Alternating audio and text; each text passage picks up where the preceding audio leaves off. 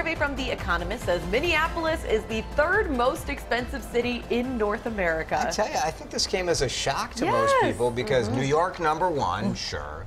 LA #2, yep, makes sense. Minneapolis #3 in the country. Survey compiled using the prices of 160 different products and services in each city, and they do this around the world. New York, LA, Minneapolis, Kim, I mean, it just seems crazy on the face. I know, I mean, because you think about like Washington, D.C., super expensive. San Francisco, I have friends who moved out there and they had to get like a couple roommates in order to be able to afford just, you know, a modest apartment.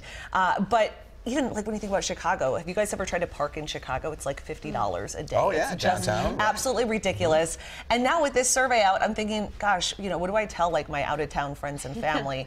You know, whenever I talk about how awesome Minneapolis is because the cost of living is so cheap. Maybe not. I'll tell you, Molly, when I moved here from Milwaukee, I was surprised at how expensive eating out was. So if you consider like an upper mid-tier restaurant, you know, like a Red Cow or kind of a, not a fancy place, but like better than Applebee's, that kind of a deal. I felt like entrees were $2 or $3 more than in Milwaukee.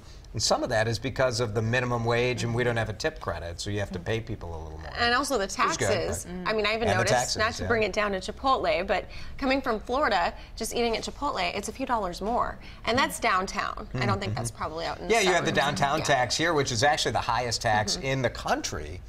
For like a restaurant or entertainment tax in the downtown. We also have a higher alcohol tax too than I think a lot of others. I was going to say, I thought cocktails, like I just comparing cocktails across different cities, and I know that that's not specifically what they're looking at, but we're on par with like San Francisco, with Seattle, with Chicago, and this doesn't include rent prices, but when you look at rent prices here, they're up there. In fact, it's actually pretty comparable when you're looking at a place in Chicago versus here. Yeah, we have a real shortage of apartments here, and all they're building are high-end apartments.